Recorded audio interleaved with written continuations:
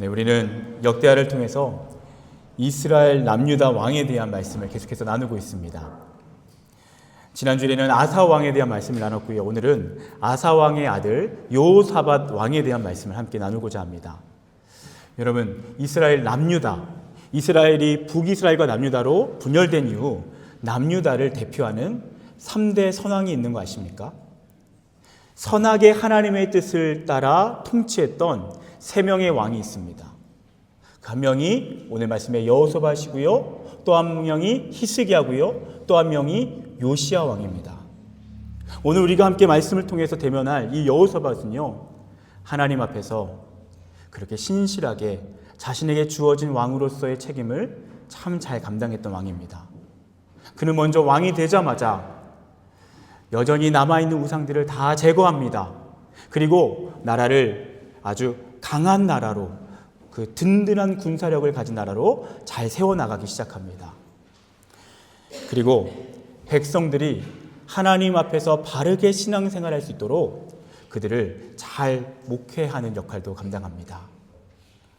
그래서 그는 하나님의 풍성한 복을 누리며 부국강병한 나라로 이 남유다를 든든하게 세워나가기 시작합니다.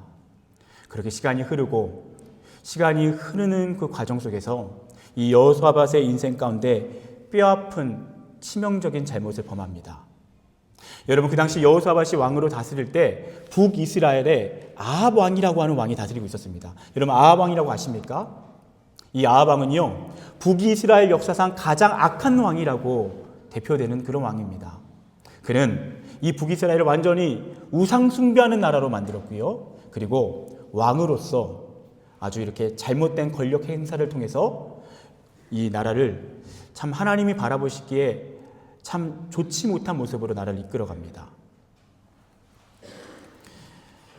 하지만 아이러니하게도 이 아합 왕 시절의 북이스라엘은요, 가장 강력한 힘을 가지고 있었던 시기이기도 했습니다.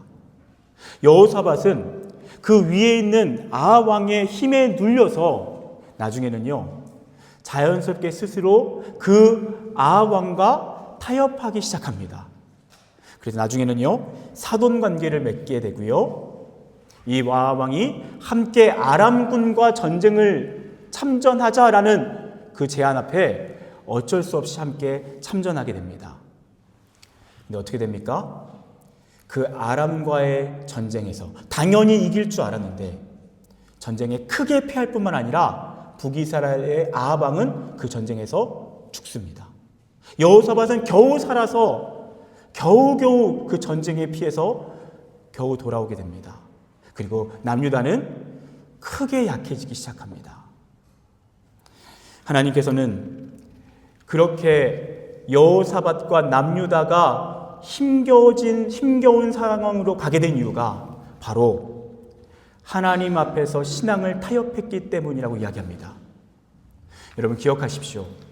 하나님은 우리에게 모든 사람을 사랑하고 모든 사람과 화목하라고 말씀하셨습니다. 하지만 우리 안에 있는 신앙의 본질을 잃어버리고 그것을 타협하고 무분별하게 교제하는 것을 말씀하신 적은 없습니다.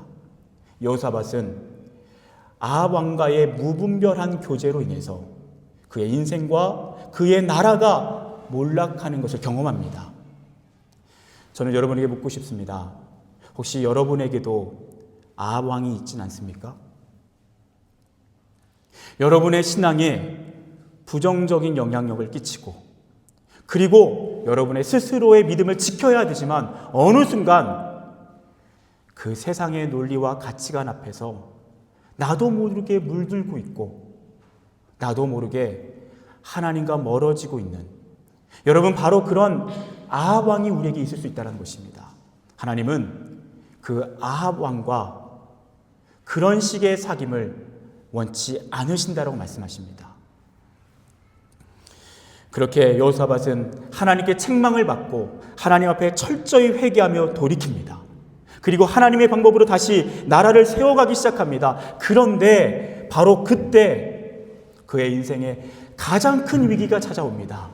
조금 전에도 큰 위기가 있었지만 어쩌면 더 큰 위기가 찾아옵니다. 왜냐하면 모압과 암몬과 마온이라고 하는 세 나라가 연합을 하여서 이 남유다를 쳐들어오기 시작했기 때문입니다.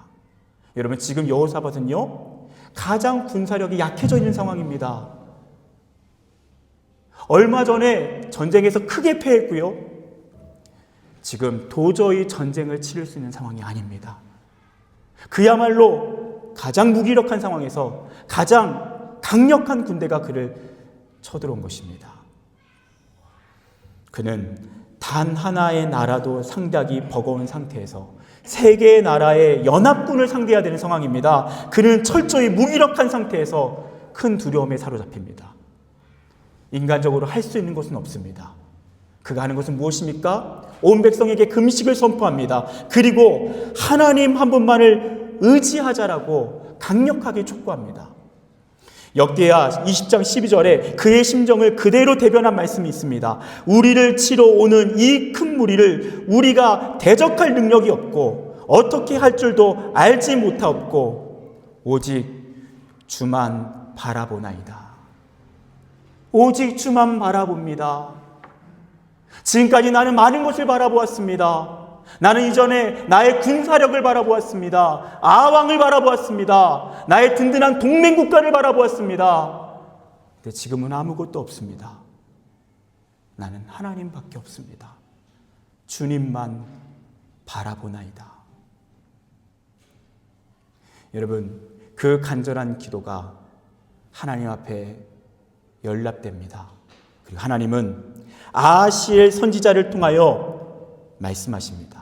그 말씀이 오늘의 본문이기도 한데요. 우리 다시 한번 오늘 본문의 말씀을 다시 한번 합독하겠습니다. 말씀의 내용을 잘 기억하시면서요, 함께 합독합니다. 시작. 야하시엘이 이르되 온 유다와 예루살렘 주민과 여호사밧 왕이여 들을지어다. 여호와께서 이같이 너희에게 말씀하시기를 너희는 이 큰 무리로 말미암아 두려워하거나 놀라지 말라. 이 전쟁은 너희에게 속한 것이 아니요 하나님께 속한 것이니라. 아멘. 아멘. 하나님 오늘 이 본문을 통해서 뭐라고 말씀하십니까? 그 큰 무리로 인해 두려워하고 놀라지 말라고 말씀하십니다. 그리고 이 전쟁은 너희에게 속한 것이 아니라 하나님께 속한 것이라고 말씀하십니다. 이 전쟁의 결과는 하나님의 주권 안에 있다라고 말씀하십니다. 그리고 이 전쟁은 너의 전쟁이 아니라 바로 하나님의 전쟁이라고 말씀하십니다.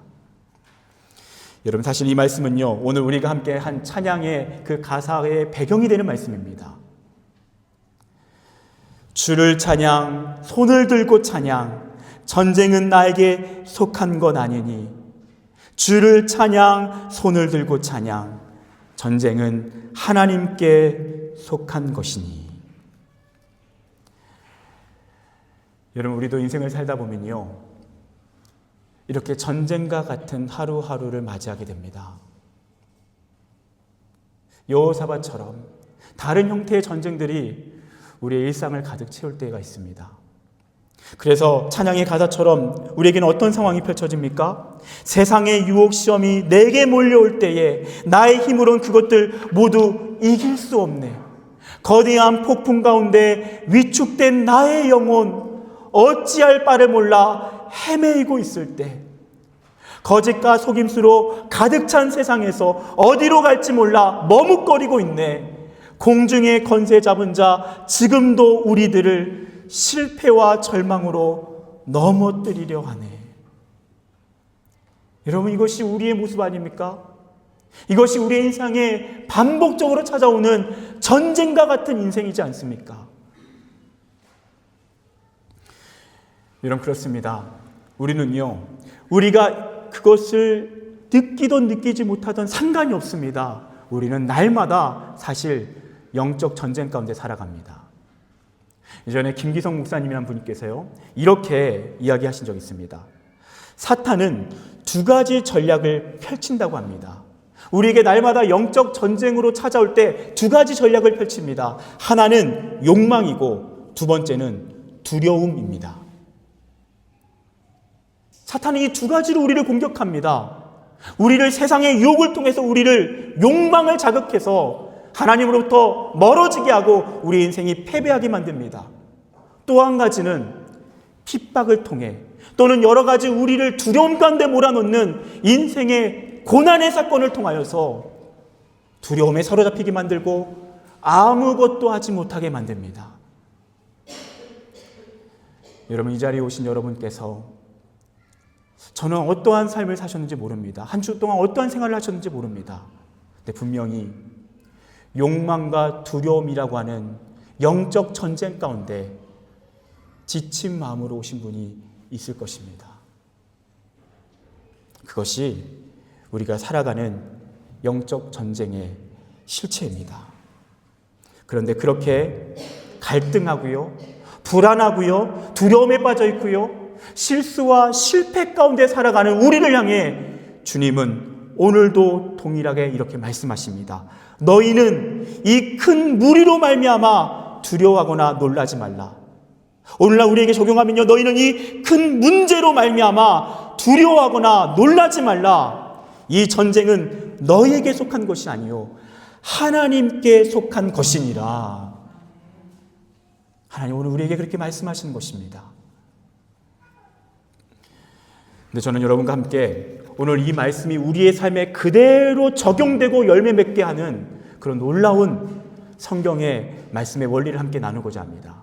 왜냐하면 우리에게 이 말씀이 그대로 적용되지 않는 문제가 실제로 있기 때문입니다. 어떤 문제입니까? 우리 인생 가운데 찾아오는 모든 전쟁이요, 하나님께 속한 전쟁이 아닌 것으로 느껴지는 것이 상당수가 있습니다. 그렇지 않습니까? 여러분, 이 말씀을 읽는데 왜 하나님은 나의 삶에 그 전쟁들 가운데 하나님의 전쟁으로서 하나님이 함께 하신 것을 왜 느끼지 못할까? 하나님께 속한 전쟁이 아니라 그냥 나에게만 속한 전쟁으로 왜 나는 오늘도 이렇게 치열하게 겨우겨우 버티고 있을까? 이것이 우리의 실존이라는 것입니다. 여호사밧은 얼마 전에 아합과 동행했던 전쟁 가운데서 바로 그런 전쟁을 경험했습니다. 하나님께 속한 전쟁이 아니었습니다. 그냥 스스로 겨우겨우 치러낸 전쟁이었을 뿐입니다. 분명히 나에게 속한 전쟁이 있고요, 하나님께 속한 전쟁이 있다는 것입니다. 여러분, 왜 그랬을까요? 왜 여호사밧은 하나님께 속한 전쟁을 치르지 못했을까요? 여러분, 말씀을 듣지 않았기 때문일까요? 예배를 드리지 않았기 때문일까요? 기도하지 않았기 때문일까요? 여러분, 그렇지 않습니다. 여호사밧은 분명히 전쟁을 치르기 전에, 아합 왕과 전쟁을 치르기 전에 여러 선지자를 통해 하나님의 말씀을 들으려고 했습니다. 심지어 미가야라고 하는 선지자를 굳이 초청하여서 그를 통한 하나님의 메시지를 들었습니다. 오늘날로 따지면 날마다 기도했다라는 것입니다. 말씀도 받다라는 것입니다. 주일 성수했다라는 것입니다. 그런데 그의 삶에 하나님께 속한 전쟁이 없었다라는 것입니다. 이것은 어쩌면 우리의 모습일 수 있다는 것이죠. 그렇다면 우리는 진지하게 생각해 보아야 합니다. 지금 나는 전쟁과 같은 나의 인생을 정말 하나님께 속한 전쟁으로 그렇게 든든하게 믿음 안에 살아가는가, 아니면 나에게 속한 전쟁으로 대면하며 겨우겨우 무기력하게 끌려가고 있는가? 그렇다면 도대체 하나님께 속하는 전쟁은 어떻게 가능한가? 여러분, 우리는 물어야 한다는 것입니다. 여러분, 그것에 대해서 성경은 우리에게 이렇게 말씀합니다. 요한복음 15장 4절에 내 안에 거하라, 나도 너희 안에 거하리라. 여러분, 이것을 오늘 말씀으로 굳이 조금 더 번역하자면 이것입니다. 내게로 속하라, 그러면 나도 너희에게 속하리라. 여러분, 문제는 무엇입니까? 하나님은 우리의 전쟁만 하나님께 속하는 것이 아니라 우리의 존재 자체가 하나님께 속해야 한다고 말씀하시는 것입니다. 우리의 모든 일상 전부가 하나님께 거해야 한다는 것입니다. 우리가 하나님께 거하고 하나님이 우리에게 거하신다는 것이 어떤 의미입니까? 가끔가다 만나는 사이가 아니라 늘 함께 살아가는, 굳이 표현하자면 결혼한 관계 안에서 살아간다는 것입니다. 늘 사랑 안에서 늘 동행하며 살아간다는 것입니다. 여러분, 축구선수 김신욱 선수라는 분이요, 그가 2013년에 K리그 MVP 등 3관왕을 하고 그 수상소감에서 이런 이야기를 했습니다. 저는 예수님에게 속한 축구선수입니다. 하나님께 이 모든 영광을 올려드립니다. 우리의 인생 전체가 하나님께 속하는 것입니다. 우리의 문제, 우리의 전쟁만 하나님께 속하는 것이 아니라 우리의 존재 자체가, 우리의 인생 전부가 하나님께 속해 있어야 한다는 것입니다. 그러면 하나님께 우리가 속해 있는 것이 되고 우리의 전쟁도 하나님께 속해 있는 것이 된다는 것입니다. 그런데 문제는 무엇입니까? 우리는 우리의 존재 자체가 아니라 우리의 전쟁만 하나님께 속해 있기를 원한다는 것입니다. 그 대표적인 예가 무엇이죠? 하나님이 필요할 때만 찾는 우리의 모습. 날마다 하나님을 찾고 하나님을 삼아왔고 늘 주님과 동행하는 것이 아닙니다. 내가 필요할 때, 내가 간절할 때, 나의 전쟁에 도저히 방법이 없을 때 내가 해볼 것 다 해본 다음에 그때 하나님께 속하고자 하는 것입니다. 그러면 능력이 없는 것이죠. 거기에는 하나님의 전쟁으로서 경험되어지는 승리가 없는 것입니다. 여러분, 최근에 한 신앙인이요, 이런 고백을 하는 것을 듣게 되었습니다. 설교를 통해서 자신이 가짜 크리스천이라는 것을 알게 되었다는 것입니다. 그러면서 이런 이야기를 합니다. 가짜 크리스천의 핵심을 이렇게 들었다는 것입니다. 그것은 바로 자기 중심적인 믿음입니다. 하나님이 나 때문에 존재해야 되는 것입니다. 내가 성공해야 하고, 내가 사업이 잘 돼야 하고, 내가 좋은 대학에 가야 하고, 내가 결혼해서 유복하게 잘 살아야 하니까 하나님은 존재한다고 생각합니다. 하나님은 그저 내가 잘 되어야 하기 때문에 존재해야 한다는 것입니다. 이것이 가짜 크리스천의 핵심이라고 하는 설교를 듣습니다. 그런데 그 말씀을 듣는데 그때 그는 고백합니다. 내가 가짜라고. 내가 가짜입니다. 나는 모태신앙이었습니다. 나는 종종 방황을 했지만 그래도 되도록이면 주일 성수를 했습니다. 말씀과 기도의 생활 그래도 하려고 했습니다. 그런데 그 신앙의 본질을 보았더니 그 신앙의 중심은 나였다는 것입니다. 철저히 내 중심으로 하나님을 섬기는 것입니다. 정확히 말하면 철저히 나를 위해서 하나님이 존재하는 것이고 그 하나님은 나의 욕망을 채우는 도구가 되어 있다는 것입니다. 여러분, 저를 포함해서 우리 모두가 이 자기중심적 신앙에 대해서 자유롭지 못합니다. 하나님은요, 거기에 능력이 없다고 말씀하십니다. 거기에는 응답이 없고 거기에는 승리가 없다고 말씀하십니다. 그분은 우리에게 뭐라고 말씀하십니까? 내 안에 거하라고 말씀하십니다. 나도 그래야만 너희 안에 거할 것이라고 말씀하십니다. 그래서 너와 내가 완전히 하나 될 것이고 그 사랑 안에, 그 하나됨 안에 능력이 있다라고 말씀하신 줄 믿습니다. 요한복음 15장 10절, 내가 아버지의 계명을 지켜 그의 사랑 안에 거한 것 같이 너희도 내 계명을 지키면 내 사랑 안에 거하리라. 그리고 또한 이렇게 말씀하십니다. 너희가 내 안에 거하고 내 말이 너희 안에 거하면 무엇이든지 원하는 대로 구하라. 그리하면 이루리라. 무슨 말씀입니까? 하나님이 무엇이든지 구하면 이루게 된다라고 말씀하시는데요. 그 전제는 너희가 내 안에 거하고 내 말이 너희 안에 거하면, 너의 전쟁만 내게 속하는 것이 아니라 너의 필요, 너의 간절한 욕구만 내 안에 거하는 것이 아니라 너의 존재 자체가, 너의 인생 전부가 내 안에 속하면 무엇이든지 구하라. 그리하면 이룰 것이다. 그리하면 승리할 것이다. 그리하면 너의 전쟁은 하나님의 전쟁이 된다 말씀하십니다. 사랑하는 여러분, 오늘 주님은 저와 여러분에게 물으십니다. 너는 지금 내 안에 거하고 있느니? 너의 존재 자체가, 너의 인생 전부가 내게 속해 있니? 라고 물어보십니다. 여러분, 그렇다면 우리가 하나님께 속해 있다는 것을 어떻게 할 수 있습니까? 우리가 정말 하나님 안에 거하고 하나님 우리 안에 거하신다는 것을 우리가 어떻게 할 수 있을까요? 요한복음 15장에서 그것도 동일하게 이렇게 말씀하십니다. 내가 아버지의 계명을 지켜 그의 사랑 안에 거한 것 같이 너희도 내 계명을 지키면 내 사랑 안에 거하리라.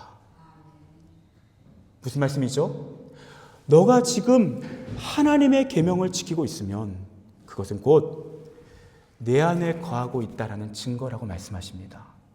여러분, 이것은 율법주의 신앙을 말씀하시는 겁니까? 아닙니다. 무슨 의미냐면요, 사랑하면 계명을 지킨다라는 것입니다. 사랑하면 하나님의 말씀을 지키게 됩니다. 여러분, 최근에 저는 그런 이야기를 들은 적이 있습니다. 사랑이란 무엇인가? 사랑은 사랑하는 사람이 싫어하는 것을 하지 않는 것입니다. 사랑은 사랑하는 사람이 좋아하는 것을 하는 것입니다. 여러분, 그래서 존 웨슬리라고 하는 신학자는 이런 얘기를 했습니다. 죄의 원인은 하나님을 향한 사랑의 부족입니다. 우리가 죄를 짓는 것, 우리가 방종하고 방탕하게 살아가는 것, 하나님을 떠나려고 하는 것, 가장 근본적인 원인은 무엇입니까? 하나님을 향한 사랑이 식어있기 때문입니다. 그래서 주님 말씀하십니다. 너가 나를 사랑한다면, 너가 지금 내 안에 거하고 있다면, 내가 너희 안에 거하고 있다면, 그 사랑의 아름다운 연합이 이루어져 있다면 너는 나의 계명을 지키고 있을 것이다. 하나님의 계명은 무엇입니까? 하나님을 사랑하고 이웃을 사랑하는 것입니다. 하나님 안에 거하는 사람의 특징은 무엇입니까? 아무런 죄를 짓지 않는다고요? 그것은 불가능할 수 있죠. 다른 것이 무엇이 있습니까? 죄를 짓지만 죄로 인해 아파합니다. 죄와 싸우기 위해 몸부림칩니다. 때론 넘어집니다. 그때마다 다시 사랑하는 주님께 나아가는 것입니다. 그리고 다시 내 삶의 회개의 열매를 통하여 하나님을 향한 사랑을 고백하고자 몸부림치는 것입니다. 여러분, 이 자리에 여러분께서 하나님의 뜻대로 살고자 몸부림치고 있다면 여러분은 하나님 안에 거하고 계시는 것입니다. 그런데 그것은 별로 관심이 없고 하나님의 응답을 받고자 그것에만 몰두하며 몸부림치고 있다면 여러분, 죄송하지만 지금 진지하게 자신을 돌아보아야 합니다.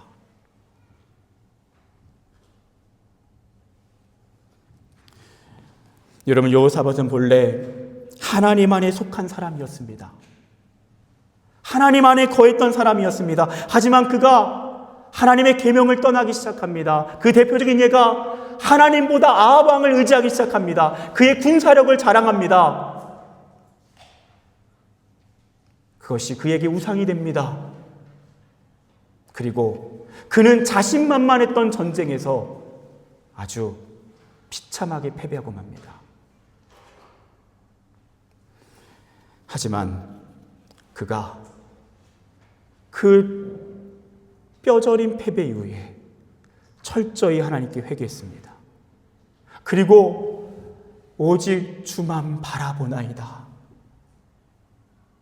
이제는 나에게 다른 것이 없습니다. 나의 소망은 오직 주님 한 분이십니다. 내가 주님만 바라봅니다. 주님께 거합니다. 여러분, 그렇게 주님께 고백하며 나갈 때 하나님이 그에게 말씀하십니다. 이 전쟁은 너에게 속한 것이 아니라 나에게 속한 것이다. 그리고 그 말씀대로 하나님이 그 전쟁에 함께 하십니다. 하나님이 그 전쟁을 주도하십니다. 그리고 하나님의 놀라운 기적으로 하나님이 그 전쟁에 승리를 주셨습니다. 사랑하는 여러분, 기억하십시오. 여러분이 지금 인간적으로 바라볼 때는 패배할 수밖에 없을 정도로 지금 나의 상황이 너무나도 초라하고 아무런 힘도 없고 능력이 없지만 여러분, 하나님 안에 거하고 계십니까? 그렇다면 여러분은 지금 가장 강합니다. 근데 반대로 여러분 안에 모든 것이 다 있습니다. 돈도 있고 사람도 있고 친구도 있고 나에게 든든한 백들이 있습니다. 그런데 여러분, 하나님께 거하지 못하고 지금 하나님과 멀어져 있습니까? 지금 가장 위험합니다. 왜냐? 하나님은 그 전쟁과 함께 하시지 않기 때문입니다. 하나님께 속한 전쟁이 아니기 때문입니다. 사랑하는 여러분,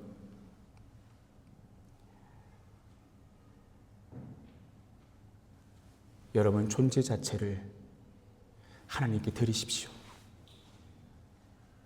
여러분의 인생을 하나님께 드리십시오. 여러분의 문제만이 아니라, 여러분의 인생의 전쟁만이 아니라 여러분의 그 모든 것을 하나님께 드리십시오. 하나님 안에 거하십시오. 여러분의 모든 것을 다 하나님께 맡기며 주님께 완전히 거하십시오. 그러면 여러분의 전쟁도 하나님께 속합니다. 그리고 여러분의 인생 가운데 하나님은 반드시 승리를 주실 줄 믿습니다. 기도하겠습니다.